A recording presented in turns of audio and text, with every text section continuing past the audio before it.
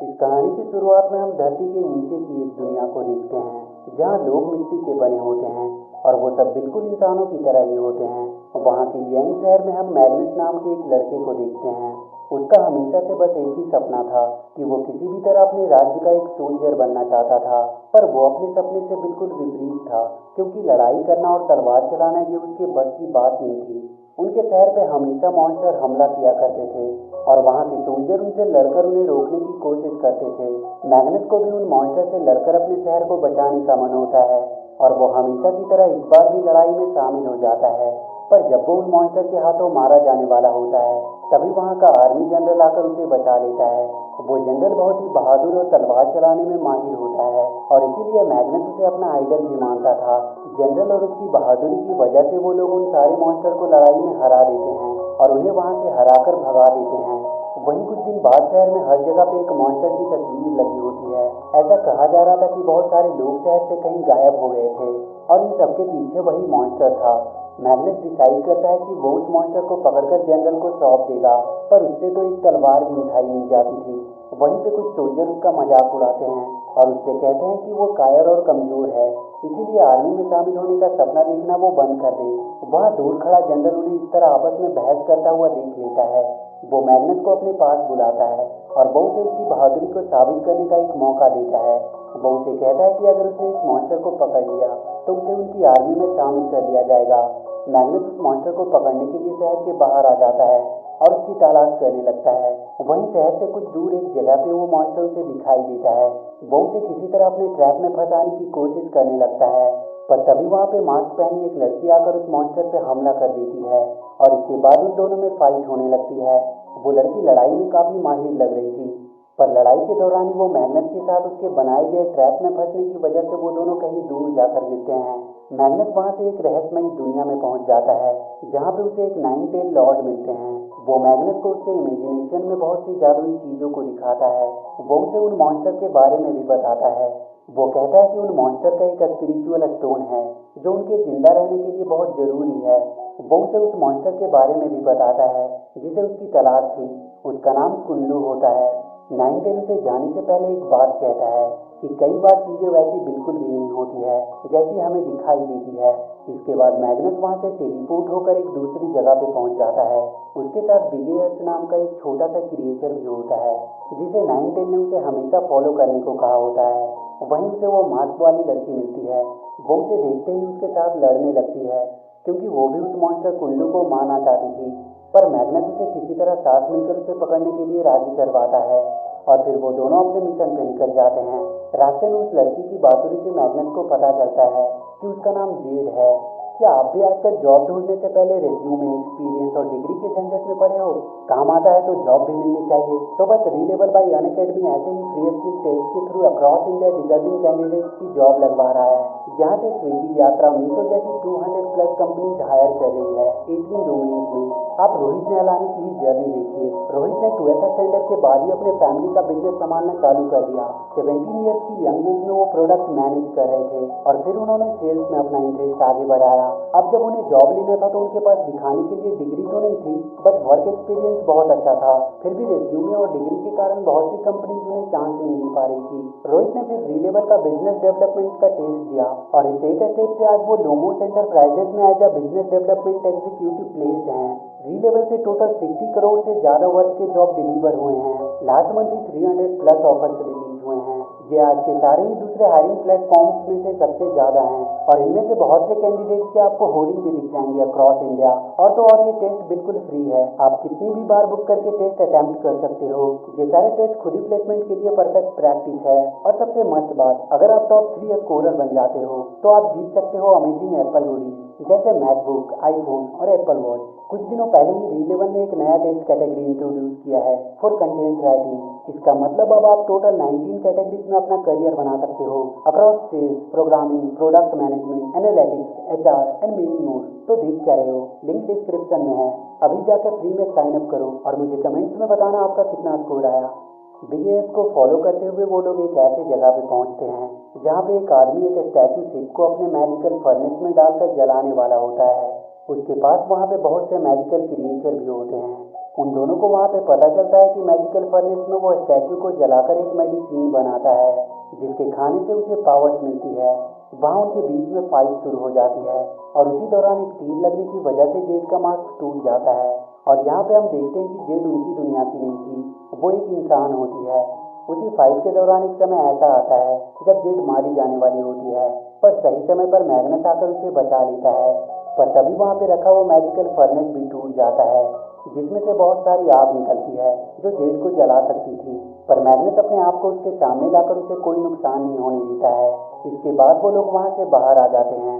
वो statue ship भी Z के ही साथ जाने लगती है। धीरे धीरे मैग्नस और जेड में अच्छी दोस्ती हो जाती है।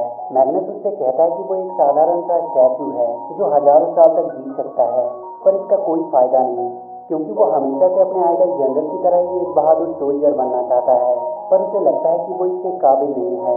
जेड उसे तलवार चलाना और फाइट करने की ट्रेनिंग देने का कहती है और वो अपने सफर के बीच में ही मैग्नस को मार्शल आर्ट और तलवारबाजी सिखाने लगती है।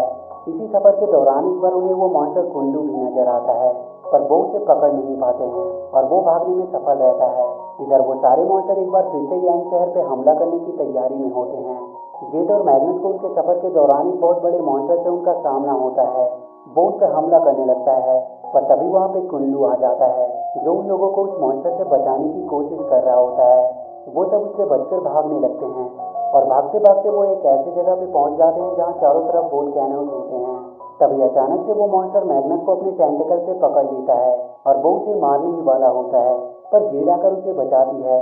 पर इस दौरान उस मॉन्स्टर का जहर जेड की बॉडी पे लग जाता है और उसका जहर उसकी बॉडी में फैलने लगता है। मैग्नस उसे उठाकर वहाँ से किसी तरह जल्दी से निकलने की कोशिश करने लगता है।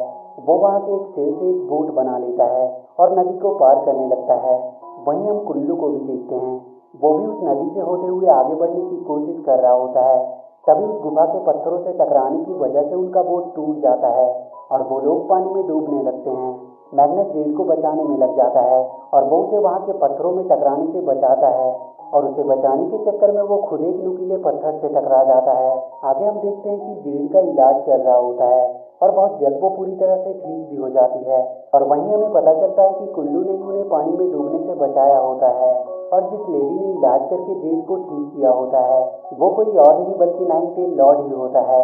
वहीं जेड मैग्नस को बताती है कि वो इंसानों के इलाज से है और एक दिन जब वो अपने दादा के साथ कहीं जा रही होती है तभी कुल्लू की वजह से उसके दादाजी खाई में गिरकर मारे गए और इसीलिए वो उसे मारकर उनका बदला लेना चाहती है।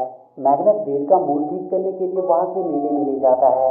वहाँ जेड को बहुत अच्छा महसूस होता है और वो मैग्नस को गिफ्ट के तौर पे उसे अपनी बांसुरी दे देती है।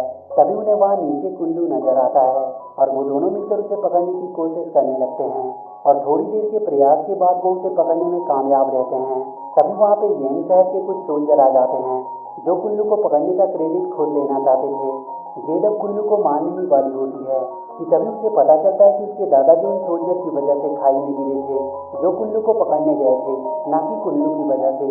और ये जानते ही जेड वहाँ से उन सोल्जर पे हमला करने लगती है, पर तब तक वहाँ पे और भी सोल्जर आ जाते हैं और वो जेड को पकड़ लेते हैं। उनका आर्मी जनरल भी अब वहाँ आ चुका था। जेड उससे कहती है कि उनके सोल्जर की वजह से ही उनके दादाजी मारे गए, पर जनरल उसकी बातों की तरफ कोई ध्यान नहीं देता है। तब जेड अपने आप को किसी तरह छुड़ाकर जनरल पे ही हमला कर देती है। मैग्नस उसे ऐसा करने से रोकने लगता है और वो जनरल से जेड को माफ कर देने की गुजारिश भी करता है। जनरल उसे माफ कर देता है और कुल्लू को पकड़ने की खातिर मैग्नस को आर्मी का एक हाई रैंक सोल्जर बना दिया जाता है। पर जेड मैग्नस से गुस्सा होकर वहाँ से चली जाती है। वो उससे कहती है कि अब उन दोनों के रास्ते बिल्कुल अलग हो चुके हैं। मैग्नस को सबके सामने एक हाई रैंक आर्मी का सोल्जर बना दिया जाता है और कुल्लू को वो लोग जंजीर से बांधकर कैद कर लेते हैं। मैग्नस का आर्मी बनने का सपना पूरा हो चुका था, पर फिर भी वो खुश नहीं था। इधर वो सारे मॉन्स्टर एक बार फिर से शहर पे हमला कर देते हैं। कुल्लू को जेल के अंदर बहुत टॉर्चर किया जा रहा होता है। जनरल ने तो मैग्नस को उसे मार देने को कहा होता है, पर मैग्नस उसे मार नहीं पाता है क्योंकि एक दिन कुल्लू ने ही उसकी जान बचाई थी और इसीलिए वो उसे आज़ाद कर देता है। वो आज़ाद होते ही मैग्नस को अपनी पीठ पर बिठाकर एक जगह पे ले जाता है जहाँ पे वही मैजिकल स्टोन होता है। मैग्नस उसे देखकर सोच में पड़ जाता है कि यह स्टोन तो मॉन्स्टर सिटी में होना चाहिए, इसे यहाँ कौन लेके आ सकता है। तभी वहाँ पर जनरल आ जाता है और उससे वो स्टोन मांगने लगता है। तभी वहाँ पे जेड आ जाती है और वो उसे वहाँ से बचाकर ले जाती है। जनरल भी वही मेडिसिन खाता था जो स्टैचू को जलाकर बनाई जाती थी। वहाँ के सोल्जर जेड और मैग्नस को चारों तरफ से घेर लेते हैं। मैग्नस उन्हें उस मैजिकल स्टोन के बारे में बताने की कोशिश करता है कि ये मॉन्स्टर का है और इसीलिए वो बार बार उनके शहर पे हमला करने आते हैं ताकि वो इस स्टोन को हासिल कर सके। तब तक वो सारे मॉन्स्टर भी वहाँ तक पहुँच चुके थे और वहाँ पे उनके बीच फाइट शुरू हो जाती है। मैग्नस के हाथ से वो स्टोन गिरने ही वाला होता है और जब वो उसे बचाने के लिए छूता है तो उसके अंदर कुछ पावर्स आने लगती है, पर जनरल उसे वो स्टोन छीन लेता है और उसकी पावर की मदद से वो एक बड़ा सा डीमन में बदल जाता है। मैग्नस और जेड उससे लड़कर उसे हराने की कोशिश करने लगते हैं, पर वो दोनों उसके सामने टिक नहीं पाते हैं और वो मैग्नस का एक हाथ काट देता है और उसे बुरी तरह से घायल कर देता है। एक वक्त था जब जनरल भी एक कमजोर सा स्टैचू हुआ करता था, पर उस मैजिकल स्टोन की पावर से वो बहुत शक्तिशाली बन गया और उसे चुराकर मॉन्स्टर की दुनिया से वो अपने साथ ले आया और तभी से वो मॉन्स्टर उसके पीछे पड़े हुए थे। जेड उसे मारने की कोशिश करती है, पर जनरल अपनी तलवार से उसे घायल कर देता है और उसे वहां से दूर फेंक देता है। मैग्नस चाहकर भी कुछ कर नहीं सकता था। इसके बाद जनरल अपनी पावर का यूज करके सारे स्टैचू को अपने अंदर एब्जॉर्ब करने लगता है ताकि वो और भी पावरफुल बन सके और इन सब की वजह से वहाँ भूकंप भी आने लगता है, जिसकी वजह से घायल जेड वहाँ एक खाई में गिरने वाली होती है। मैग्नस उसे बचाने की बहुत कोशिश करता है, पर वो उसे बचा नहीं पाता है। तभी अचानक मैग्नस फिर से उस जादुई दुनिया में टेलीपोर्ट हो जाता है जहाँ पे 90 लॉर्ड होता है और जब वो वहाँ से वापस आता है तो वो पूरी तरह से ठीक हो चुका था और उसके अंदर बहुत से मैजिकल पावर्स भी आ चुकी थी और वो अपनी पूरी ताकत से जनरल पे हमला करता है और कुछ देर की लड़ाई के बाद ही वो उसके अंदर से उस मैजिकल स्टोन को निकाल लेता है। उस स्टोन के निकलते ही जनरल वापस से एक कमजोर स्टैचू बन जाता है और फिर वहीं मारा जाता है। इसके बाद सारे स्टैचू और मॉन्स्टर मिलकर मैग्नस को अपना नया जनरल बनाते हैं।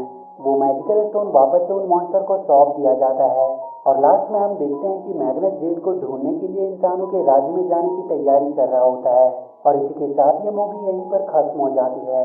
तो वीडियो अगर अच्छी लगी हो तो please do like and share the video and please subscribe to my channel and press that bell icon.